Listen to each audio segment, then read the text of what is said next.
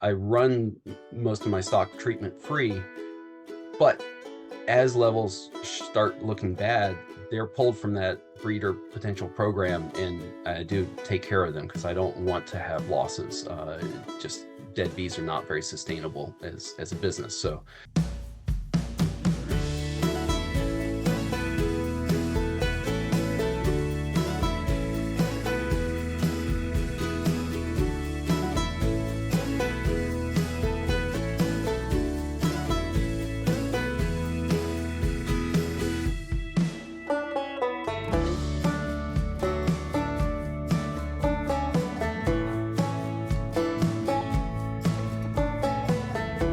okay, so yeah, just feel thank you so much, James, for hosting this. I know it's not easy to corral so many independent-minded beekeepers into a whole day of virtual time. So thank you. And yeah, I'm just going to share today kind of the what I've found useful in my own operation, kind of where I've fallen into with raising queens. I'm located here in Central Virginia on the edge of the mountains, so I've got some bee yards that are pretty flat land, and some bee yards right on the bottom of the valleys, right below mountains, with various forage.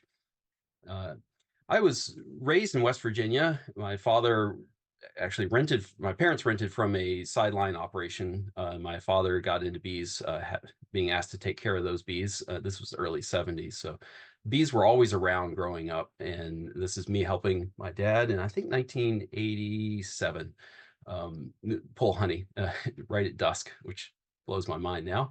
But and then many years later, bizarrely, families reconnected, and I ended up marrying the daughter of that sideline beekeeper, and she thought we should have bees. I thought that was a really maybe a not great idea because I'd watched my dad struggle and I'd struggled trying a few times, but we got back into it, and I got so hooked. It's been kind of a, should we say, a hobby business for a good while, and started raising queens maybe 14 years ago. And then as COVID hit, it kind of grew. My other business, making winter hats and selling them at craft shows, went kaput because all the shows got canceled. So now the bees are kind of the full time, and I've been running it with mostly as a stay-at-home dad with the kids for the last few years, but which has been an adventure. This is the playground where I like to play a lot. Probably too many hives for one spot, but with the kids playing nearby, it allowed me to work. This, you can see in here, there's mostly nucs, but then the tall towers are my drone colonies, so unrelated to the queens. We'll talk about drones a little bit later, but this kind of gives you an idea. Ebb and flow in colonies right now. I think I have about 150 nucs, mostly nucs in this yard. Thankfully, they've all survived winter so far. Uh, I, to me, when I started raising queens, it's when beekeeping really became magic, and it's just really eye-opening watching their development. A lot of advantages. For me, I started because of the cost, and then as I learned more, having the quality of queens, what you've put into them, and they've been raised well and mated well, and then also the less stress of shipping, and uh, picking out what queens to breed from has always been a bit challenging at times, because there's so much variation. I primarily try to work with gentle bees, which can be tough because some are not. So I'm picking queens that are gentle with low swarming and conservative with stores. That's kind of key. We don't want to have to feed them as much as sometimes I have to. And then also doing a lot of selection by elimination. So colonies with high mite loads, I'm actually removing those from my operation. Requeening, uh, it's hard to kill queens, but I kill a lot, especially defensive queens. They're gone. And um, and then also selecting for mite resistance within my own stock. For years, I've brought in breeder queens and felt like it was kind of all over the place in what I was experiencing as far as how actually resistant they were. So in the past few years, I've kind of done more mite counts and selecting my own breeders as well. And that's kind of the road I'm heading now mostly. So doing monthly mite counts, and also doing Harbo assay, and looking forward to the UBO, which we'll hear about more later today, I think. My breeding program is kind of in a way, an IPM approach. So I run most of my stock treatment free, but as levels start looking bad, they're pulled from that breeder potential program, and I do take care of them because I don't want to have losses. Just dead bees are not very sustainable as a business. So, I kind of am running two, almost two approaches of beekeeping in one operation. But as to raising queens, this time of year in Virginia, the pollen's starting to kick in, and chatter starts kicking up constantly, like, oh, I'm going to start making splits. And really, timing is so critical. If you start too early, things can really lead to disaster. So we want to make sure, of course, we have a lot of bees so you can make splits. And drones are key. They're the other half of the puzzle. We mostly think about the queens, but the drones are super important. So I don't want to just see cap drone like we see here. I want to see walking drones, and a lot of them, not just a few, and also in quite a few colonies, not just a few. A good pollen flow coming in is really important. And weather. If the weather forecast is looking terrible, it's worth waiting. And generally, in my area of Virginia, the spring is a yo-yo of temperatures, and I'm just raising queens and seeing what happens. Because I remember one year, this was like 3 years ago, every warm day it felt like it was just incredibly windy, and my mating success was like 50% for 2 weeks, because the queens were I think they were just going out and flying and not not able to make it home. It was really rough. Um, to get the bees to make queen cells, there's three different impulses, and I focus on two of them. One of them being the swarm impulse. So I'm, kind of like Ange was saying, like taking a large colony and condensing it. And then the other one is, of course, removing the queen from that colony so that we have the desire for queens and lots of resources. Uh, there's so many ways to do cell builders, and I tried lots of different methods. And in the end, for myself, what's worked well for me, and it is so, there, like Ange was saying, there's so many different ways you can do it, and no way is the way you should do it. But for me, this has worked really well, which is running a single deep 10 frame colony as a queenless starter finisher, never sees a mated queen, and I'll run that same colony for my whole queen breeding season if I can. Last year, I ran it for 5 months, queenless. It was kind of magical how well that worked out. Typically, a few hiccups happen along the way, and I have to almost restart or refresh it. And we'll get into that a little bit. But the cell builder is such the art of raising good quality queens, I feel. And it's there a lot of like feel as you like, oh, things are not quite right, I'm gonna have to adjust this or that. So yeah, here's my recipe in a way, but this is what I did last year. Maybe this year will be a little different based on the way things feel. But I'm throwing my graphs. You can see a modified frame. It's skinny down a little bit in the middle, and frames of pollen on either side, and then lots of brood, mostly capped, and throwing a foundation frame or two or three, depending on the flow, for the bees to draw extra comb, and then nectar. And the important thing raising it is that everything has to be healthy. If I have substandard colonies, they're absolutely not going to be allowed to be part of my cell builder setup. So I'm looking for, obviously, and typically not this solid of a frame of cap brood, but a lot of cap brood, as little open brood as possible. But if I do end up with some open brood, I'll put that near the grafts, and that seems to work out pretty well. The 10 frame concept can be scaled down to 5 frames pretty easily. That said, I've found that I just get better results with the larger cell builder at 10 frames. And when I'm building it, all the bees go through a queen excluder. I make sure every single bee that goes into my cell builder goes through a queen excluder. I used to do the shake method, putting them down from the top. And now I found I kind of like shaking them onto a board in front. So they walk in through a queen excluder that's homemade that goes on the entrance. I used to actually duct tape this queen excluder on. That's failed too many times. So now it's put on with either nails or push pins or screws or something more permanent, because the amount of bees on it will sometimes pull the queen excluder off. The reason I like the shaking in front is a couple methods, reasons. One is that as the bees are walking in, a lot of the flying bees are going to go home. And my focus is as many nurse bees, young nurse bees as possible, because they're the ones that are feeding the queen cells the most. Older bees are good for foraging, but I often end up with too many old bees, I feel like, and not enough nurse bees. So I want the young ones. Whenever I add bees, they're going in front. And if I ever, I pull a queen from a colony to shake, uh, but what if there's two queens? And sometimes I'll see a queen walking up that board in front, and that's really nice to catch. And then also I like that queen excluder in the front so that I can see a queen that's stuck, rather than if it's under the whole box, which is what I used to do. A virgin could get under there and be hanging out, and then entice my bees to swarm with her sometimes.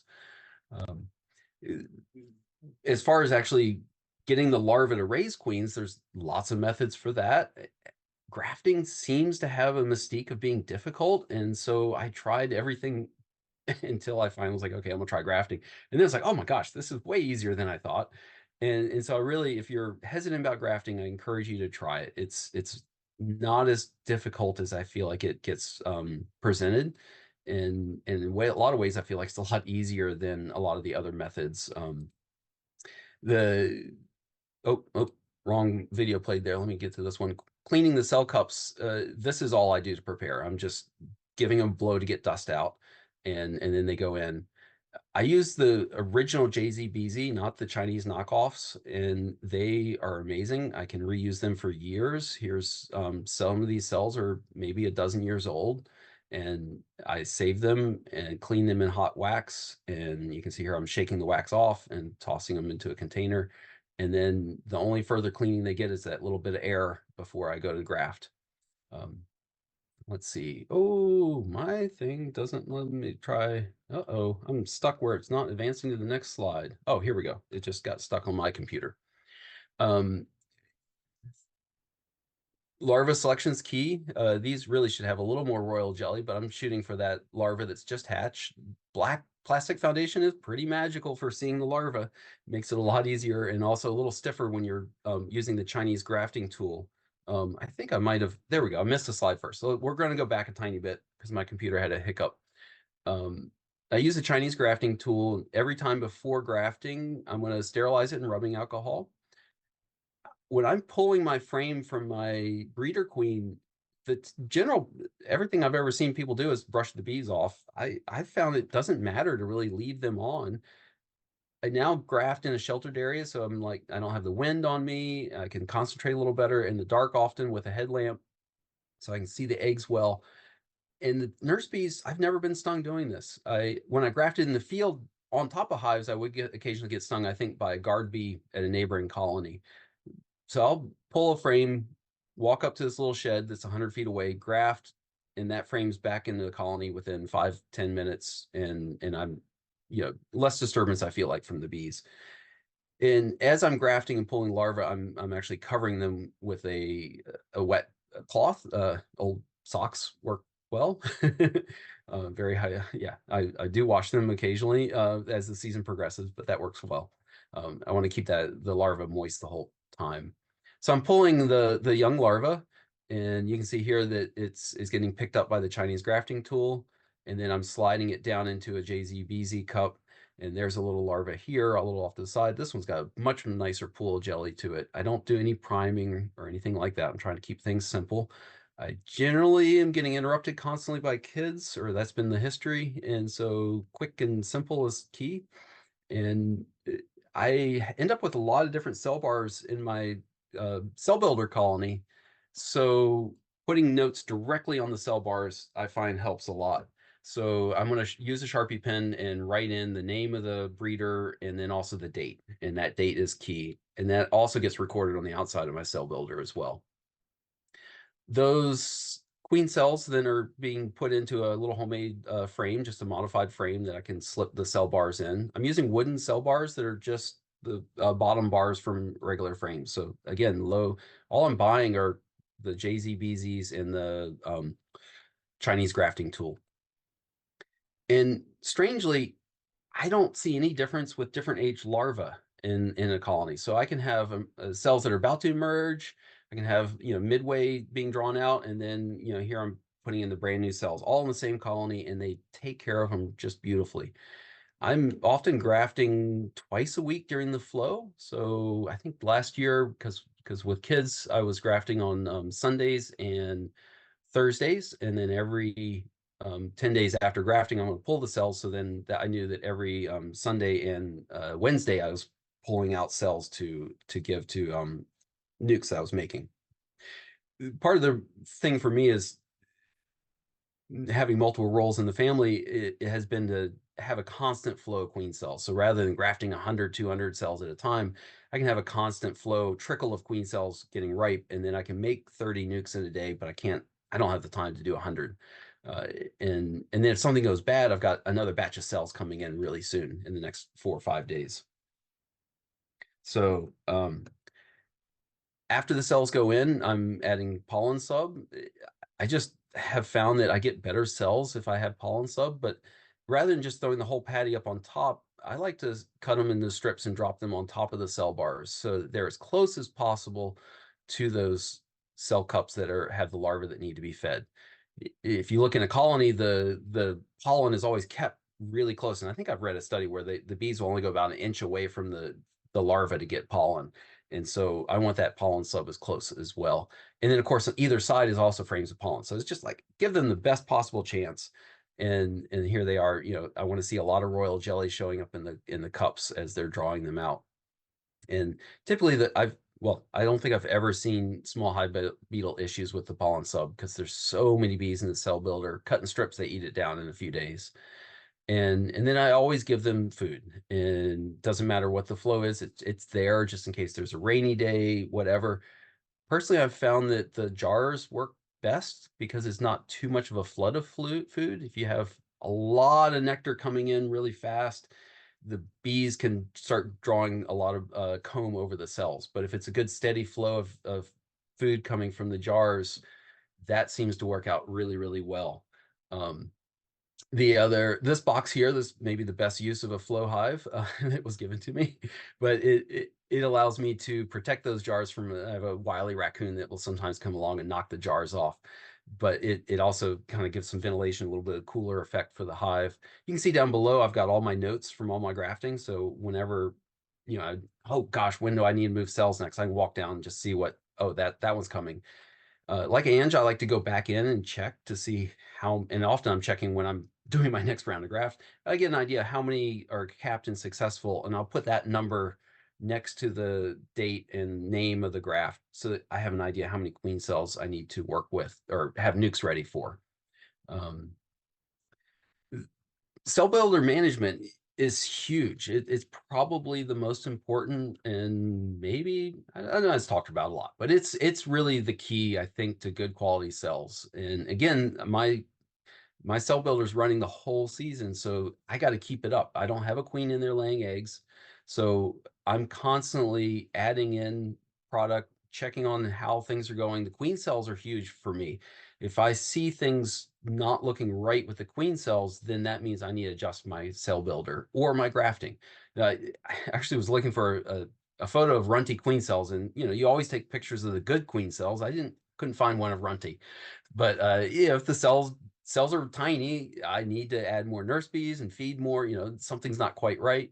Here, I took this picture because this cell is about to hatch, and this would be an example of all my other cells are young, and then I've got one like this. That's clearly an indication I probably grafted a larva that was too old, and that's a problem. So that's a cull.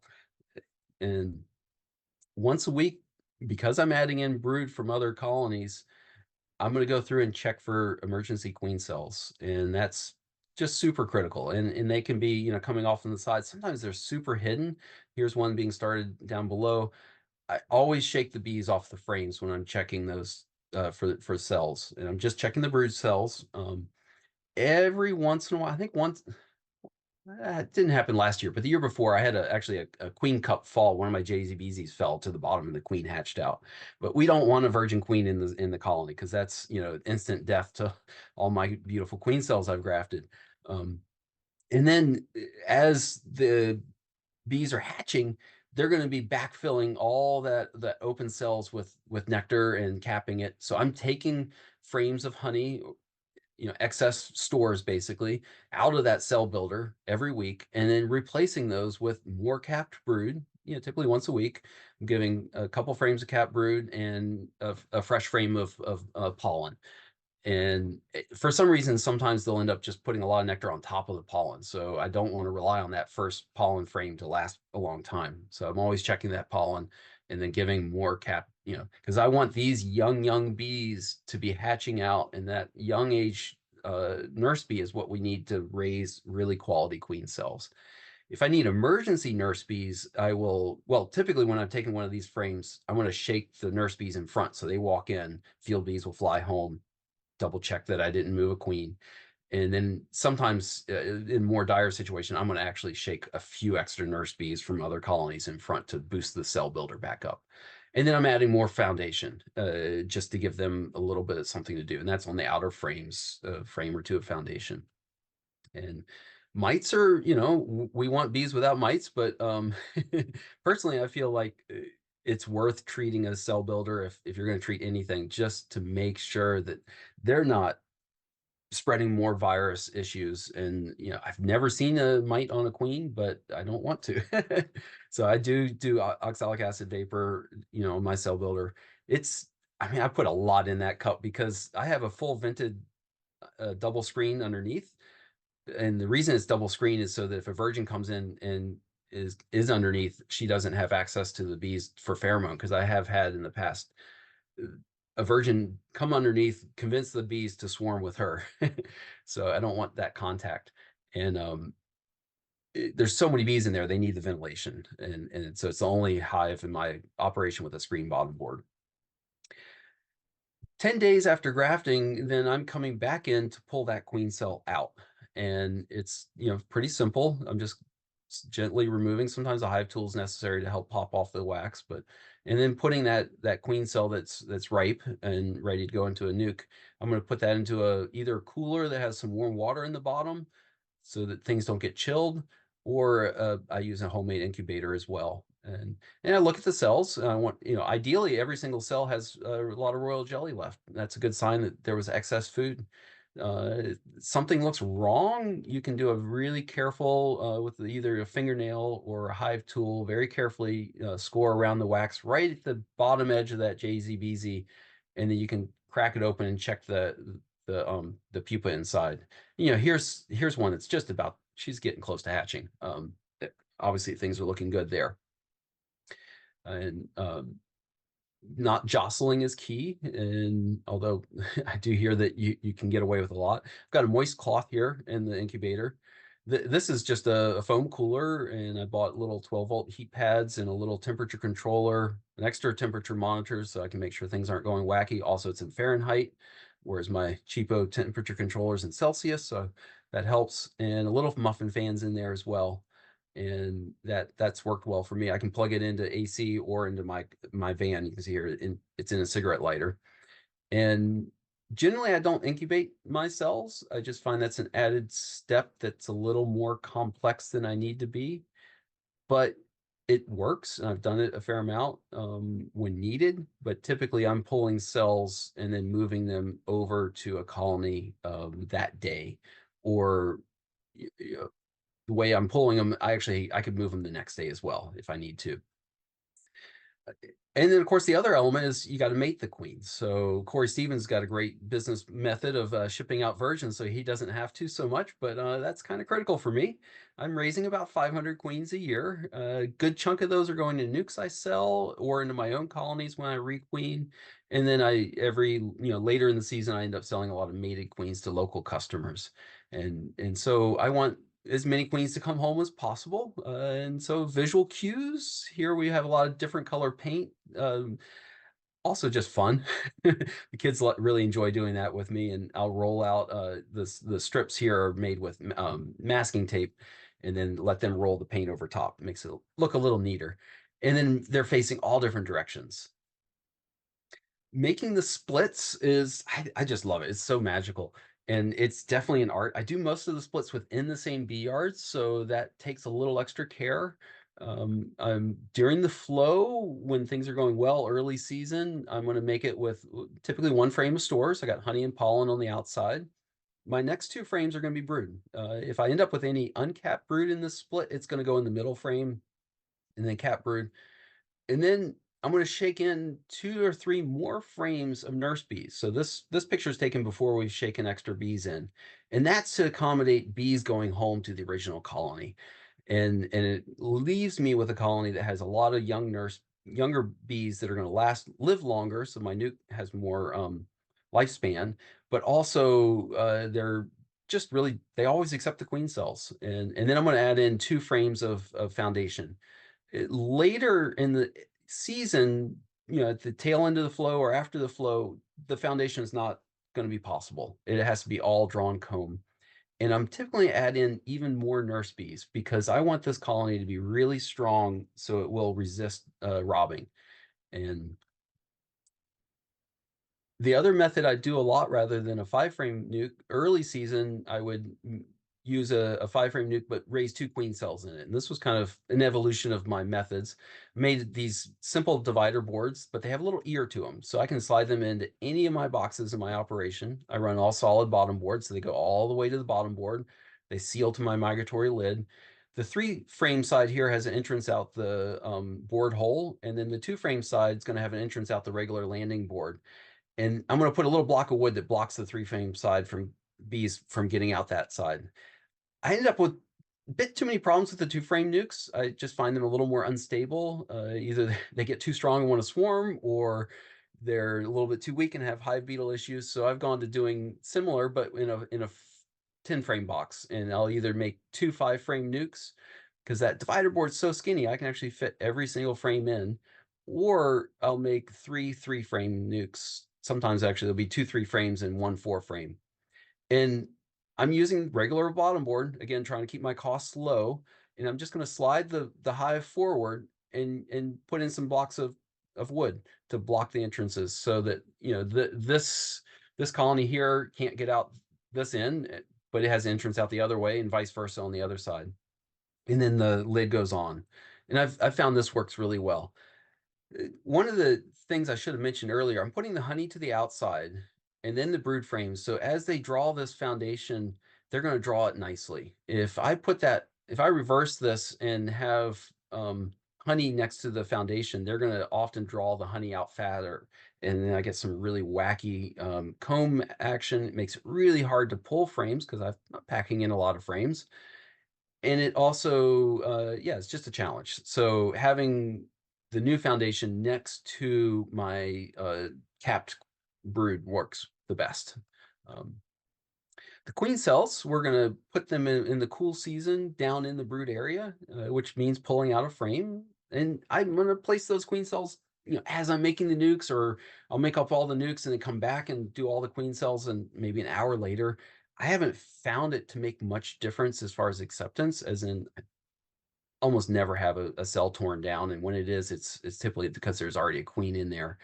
Later in the season, when it's warmer, I get a little lazier and I'll just start putting that, barely getting the frames apart and just slip the cell between the top bars. And that seems to work really well. And then records. I'm working with kids a lot. I've found clipboards and spreadsheets to be not something that works for me. But what does work for me is tape on the outside of the boxes. So I work the hive and immediately write my notes with a Sharpie. The industrial Sharpies last a couple years, I find. And, I've got my own little notations. Everyone, of course, would have their own. But it just is enough for me to know what's going on. I don't do super extensive records on most of my colonies, except for the breeders. Here, this is a pole line queen. My graft date was July 21st of 22.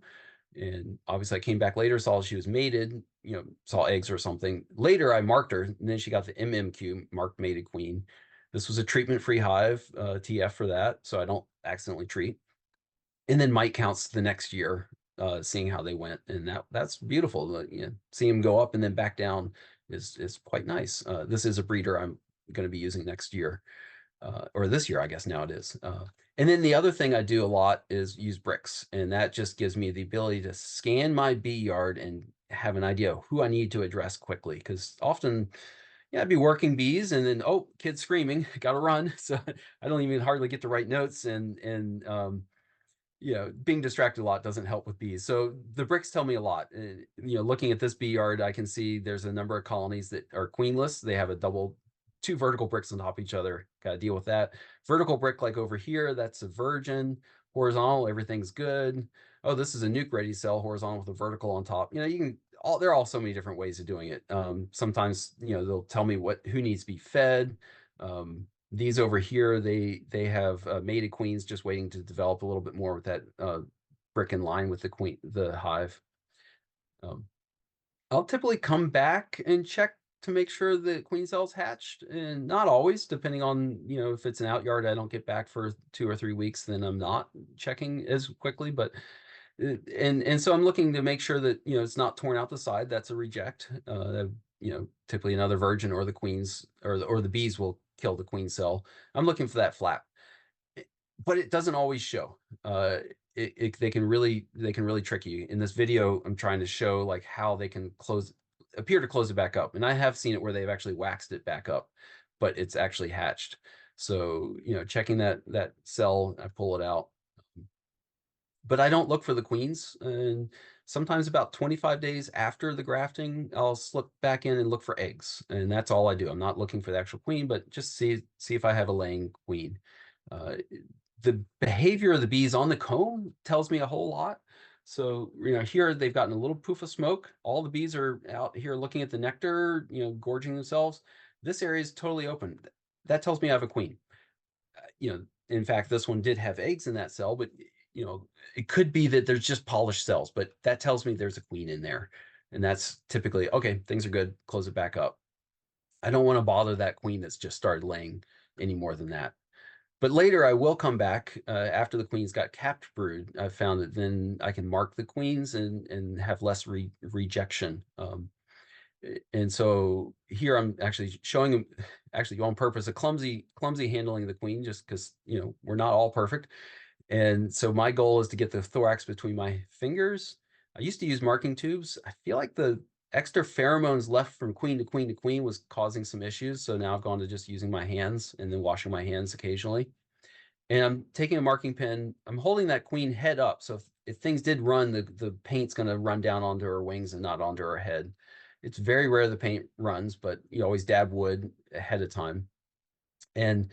And then I'm going to let that paint dry, which typically means during that period, I'm going to be using my other hand to manipulate the colony, putting comb back, whatever.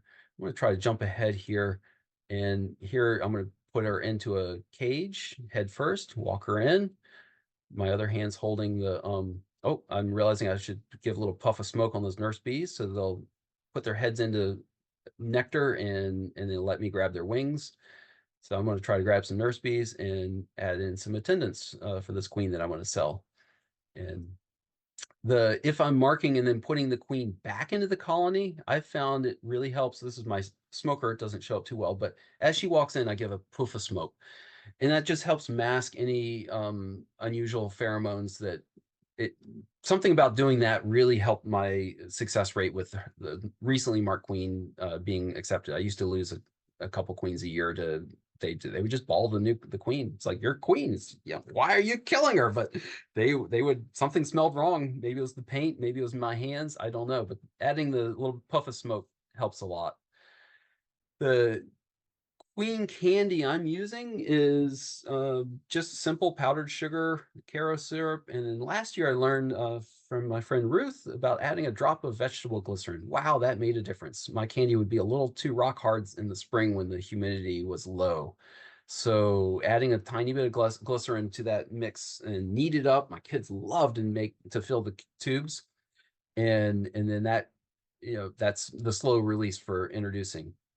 I like the JZ BZ cages. Here you can see these bees have eaten about half the candy.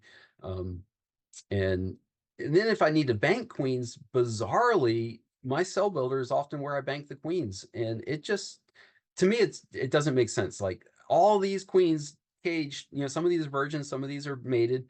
That should affect under this pollen patty, glop is the queen cells, but I've never seen it affect the size or the take or anything with my queen cells. I should have mentioned earlier, I have a little bit of a rim that's around my 10 frame box. It's just a 3/4 inch high rim to allow room for, like queen cells, but also the pollen patty. And the other thing I really like about raising queens is that having an endless supply of queen cells allows me to fix a lot of problems. To me, it's like, I don't know, it's my magic elixir that I always lean on as far as whenever I see an issue with a colony. It typically, the solution quite often for me is to pull the old queen. Either she goes to another colony, gets sold, or more often than not, she gets pinched and I drop a queen cell in. This is a colony that last year, I don't know what was happening with the brood, but it was nasty. Things were not right. It wasn't EFB, but it was very, very strange. And here it is, about a little over a month later with the new queen. And all I did was pull the old queen, pinch her, drop a queen cell in. About 18 days or thereafter, after the queen hatched, I gave them a little oxalic acid vapor, and that fixed the problem. So for me, that's just been amazing. And I just love it. It's affordable. That brood break is so healthy for the bees. Not perfect. There's definitely issues that happen. And then the end of the season, this is the hard part for me, is to stop. It's so much, I just love doing it, and it's really hard to be like, okay, it's the season's done. And last year I actually pushed it a little bit. I didn't follow my own advice, but when the dearth hits, the drones are starting to get kicked out. It's time to stop, because you need drones for successful mating. Remember years ago, I was given uh, two breeder queens from Glen apiaries, and they had actually already shut down.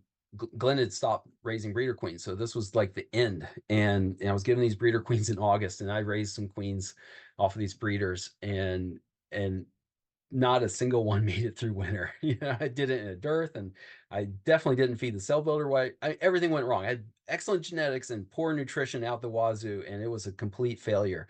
So definitely learned my lesson with that one.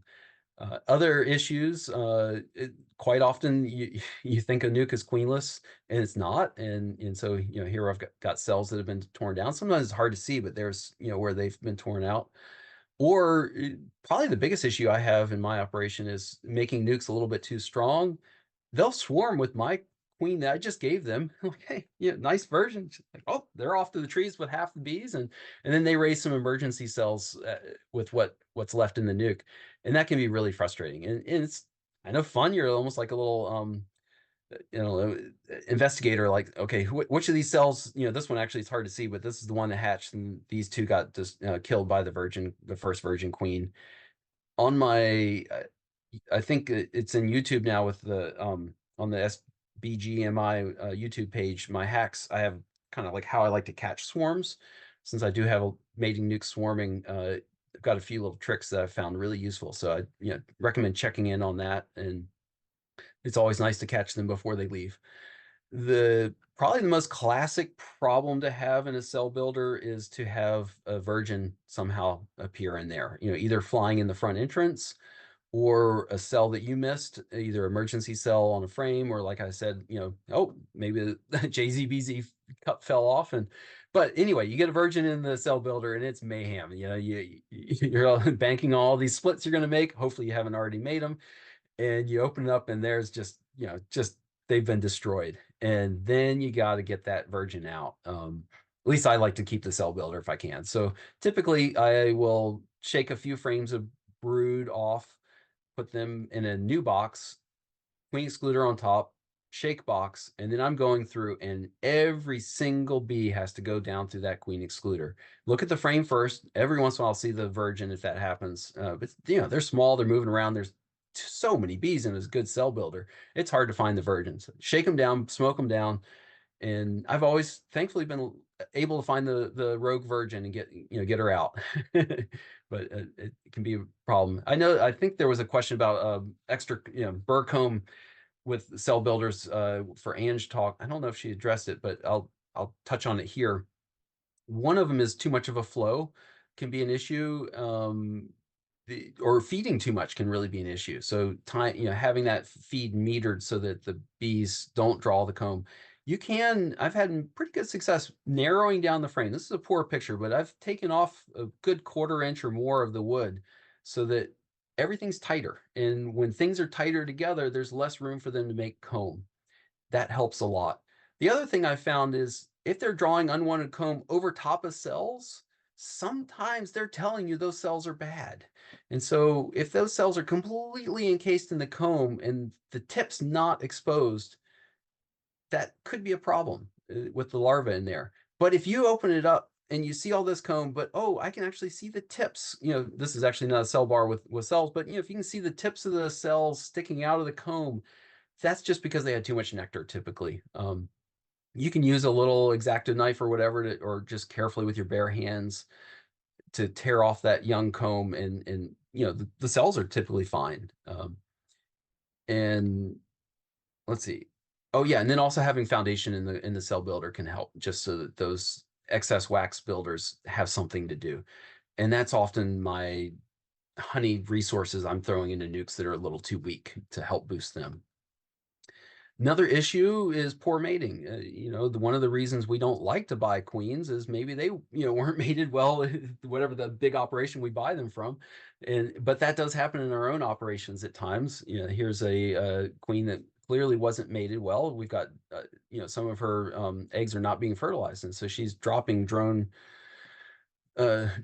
cells into worker comb, and it's not looking good.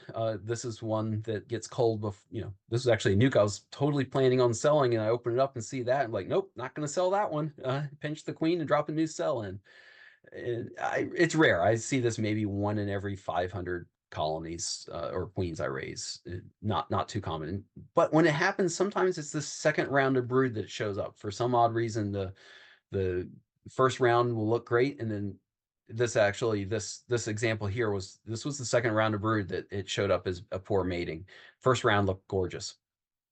Robbing is a big issue that people talk about. Here in Virginia, we have a short nectar flow. So a lot of my queen rearing is happening when there isn't a good nectar flow. So robbing is there. And it's taken me years to kind of feel like I have a pretty good handle on that. And these are some of the techniques that I've found work well. First one is entrance reducers. You leave a big, huge entrance on a brand new nuke, and that's dangerous. I really like using the same screen that they use on bottom boards, that 1/8 inch hardware cloth. All my old screen bottom boards, as they rot out, the screens are saved, and I cut these out. And that allows for ventilation. Also, robbers will sometimes go to the wrong spot, and there's a little opening for the bees to get in and out. Also, fairly quick inspections. Like, I don't want to find the queens in most of my mating nukes. I just pull it enough to see that there was a successful mating, eggs, see how the bees are behaving, put it back together. And if robber bees start happening, bouncing around, take a break for a little bit. I don't feed the nukes until there's a mated queen in there, and that I think also really helps. My feed is in jars on the top, so if a jar leaks, that syrup is going to be not at the entrance. And frame feeders I found to be a disaster as far as robbing goes in my home nuke mating yard. Same with hive top feeders. That's also just too much nectar smell. I've even had my cell builder start to get robbed during a bizarre little cold snap in the spring when I used to use trough feeders. But once I switched over to jars, the robbing went away. That's really been huge. And then last ditch, if the robbing's really happening, is running a sprinkler. And every once in a while I'll see, oh gosh, it might be starting. I just throw a sprinkler on. That really seems to calm the situation down, gives me time to go in and adjust my entrance reducer to be even better of a robber screen, and that works well. And yeah, so I guess I think I ended in time for questions. Just want to say, like, we talk a lot about the technical stuff of beekeeping, the business stuff, but it's the awe-inspiring aspect about bees that keep me going, and just always want to step back and just revel in how amazing they are as insects. I'll try to answer as many questions as I can now, but here's all my information. This is a new idea from the last presentation I gave. Someone said you could put a QR code. So this is a PDF here of my presentation. If you want to scan back to any of it, you can do a screenshot and get that. Feel free to reach out with email or on all the other means of communication that are out there. Okay, and let's see, what do we have for questions? Thanks, Brian. That was very good. Thank you for the presentation. Appreciate it. You can take the questions, or I can tee them up for you, whichever you prefer. You tell me. Okay, I see an anonymous person asking about sterilizing the tool. So I'm going to sterilize the grafting tool with rubbing alcohol every time. That's the old sock gets sterilized just by washing it here and there. That's about all I do as far as sterilization. The cups, they're getting, I would assume, sterilized when I'm cooking them in the hot wax to clean out all the gunk or whatever. And yeah, so I've never seen I that's all I'm doing for cleaning as far as the let's see. Next up, process of reusing JZBZ cups. And okay, so as far as reusing, I basically I'm tossing those cups into I have a little my grandmother's old hot plate, and it's full of beeswax, and I'm tossing the cups in there and letting them soak in the molten beeswax for a while. And I crank that temperature up a good bit. I can't remember the exact temperature, but we're around boiling water boiling temperature, and they're in there for a while. And then in that video, I can go back to show it real quick. I'm basically going. Oh, that's going to take forever. Sorry about that. I'm gonna basically pull them out and shake them to get the excess wax out. And that works really well. Take, I don't see any difference between that and brand new cups. What I do think I'm going to try this year is talking with Randy Oliver. He was mentioning using washing soda. And it was kind of a fun conversation because he's like, "Oh, I use washing soda," and I'm like, "I use beeswax," and we're both like, "Well, we should do both."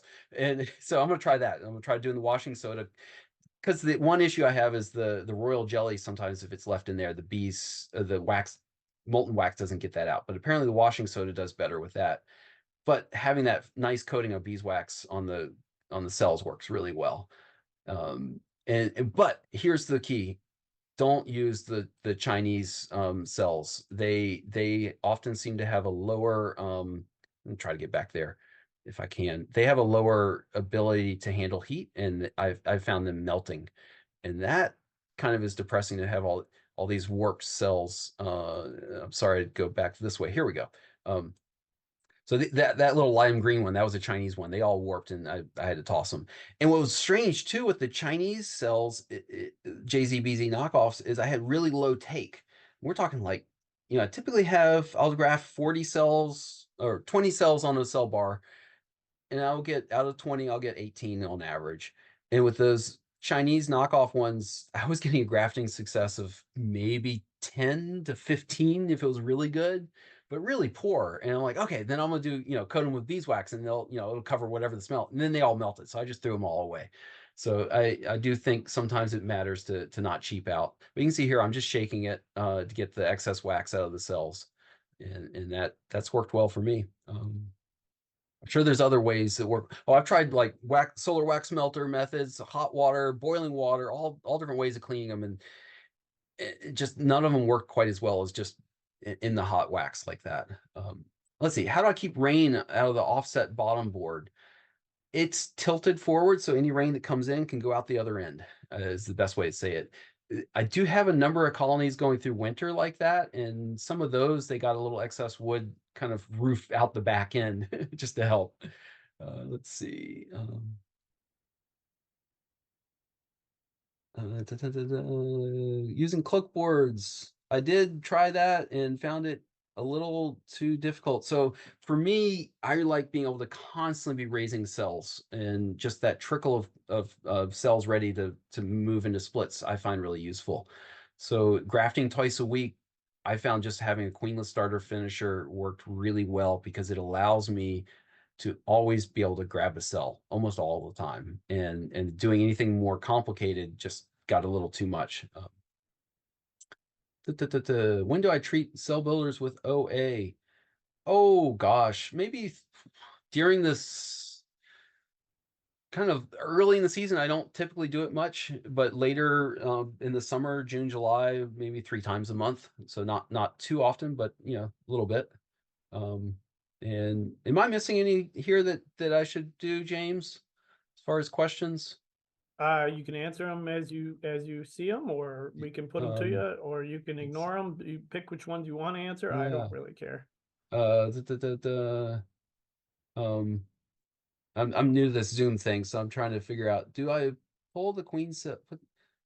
Yeah. Okay. So as far as introducing the queen cell, I've found that it doesn't seem to matter that much as far as, the day of or the day after. I don't see any difference in acceptance. The thing that I worry about with waiting is that you're giving the bees time to start raising emergency queens. And so I generally am putting the queen cells in within, a few hours of when I pinch a queen, if I have one, because I want that pheromones and whatnot from the queen cell I'm putting in to do whatever they can to reduce the amount of emergency queen cells. Because, like I mentioned, emergency queen cells in whatever hives are often my biggest problem. And so if I waited a day or two, I would expect those bees to start making emergency queen cells, and then I would expect that that would then cause issues. Um, oh, apparently my video stopped. My apologies. And I'm going to see if I can figure out how to not share the screen. Stop share If you on could that. share your QR code briefly, someone would like to take a Oh, scan of the QR code. It was sure. cut off. It was cut off when you shared the screen initially. Oh no, that's not good. All right, let me see if I can figure that one out. Sorry about this. Share screen. Well, let me go to the slideshow. I think it's in the beginning here. Um, so anyway, if I was to not if I was to wait a little while, I might wait even more, good number of days, like 4 or 5 days, and then go in and tear down any queen cells. I think that maybe will work for you. Does that show a QR code now? Nope. Here we go. I got to hit that button. Is that showing? Yeah, that one should work. Yep.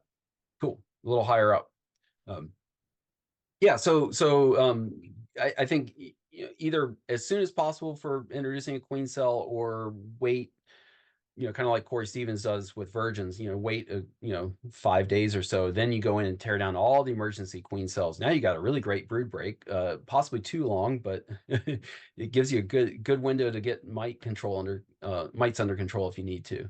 Um, okay. So Ryan, in your Yeah. video regarding the JZBZ cups, when you drop them in the wax, Yes. um, in your video you can hear them. So is there cold water in the pot when you're dropping them in there? Or is the Oh, popping the boiling what was wax? was the audio on that video? Somebody says they could hear it. So Really? Interesting. I thought it was off. My apologies. Well, yeah, so no, it's that's just probably the sound of the wax hitting against the metal. I mean the cells hitting it. But no, it's just straight up wax, not no water in there. And I need that, ideally the wax level is above the level of the queen cells. I mean, I'll dump in several hundred cells into the molten wax. So it's a little bit of, I save them up, and then, oh gosh, I'm almost out of cells. Time to dump them in there again. And then as far as, I use them until I don't throw them away, but as I sell queen cells to other beekeepers in the area, that's my, occasionally I do have to buy new cells for just to replace what I lose from selling. okay, so to clarify, it was not hearing. They did not hear it. There was a Oh, okay. typo. You Gotcha. were heating the cups in the wax, and then you Yeah. drop them into a pot. Does the pot have cold water in it? And the answer Oh, the was pot that I'm no. dropping into. I get it. I got you. No, it's just empty. And then the clarification on that is, occasionally I'll take that pot with the cells that I'm dumping in and shake it too, because you can end up with a massive queen cells that are all stuck together with a little bit of wax residue. Yeah, it's not that hard. You can just break them apart, but just occasional shake on that does help as well. Now, do you put the queen cell in immediately after pinching the queen, or do you wait a day? I think I answered that, but typically immediately. Oh, Okay. and here I'm seeing one about using cell protectors. I don't. I have them. Typically, I find it really, really hard to get my queen cells to fit in a cell protector. They're just too big. And then when I have used, so I don't use cell protectors. And I don't, it's extremely rare to have queen cells torn down, and it's almost always something going on. Not the bees just rejecting the queen cell, but there's a virgin in there. There's a queen that I missed, something of that nature. Or they already have a lot of emergency queen cells that I missed, and so they don't want this other one that doesn't smell right. And then yeah, so it's just an extra step I don't go through typically. I think I've tried experiments using the cell protectors when I'm introducing a queen cell like into an already mated queen as a like, let's see if I can simulate a supersedure, and that's about it. And yeah, well, I think that's. Am I missing any yet? No, somebody asked a question about, do your cups need to be submerged in the hot wax before you insert the eggs inside? Uh, They just yeah, need to be clean and dry at that point. Typically, as far as the new cups, I get it. I get it. No, brand new JZBZs are good to go right out of the bag. They work great. And there are methods. I've certainly done it many times where you put them all on the bar and you go put that bar into a hive so they can clean and polish the cup. I never noticed any difference in acceptance, but I'll tell you what I have had is come back overnight, even sometimes a few hours later, and you pull out that bar of cells and there's nectar inside.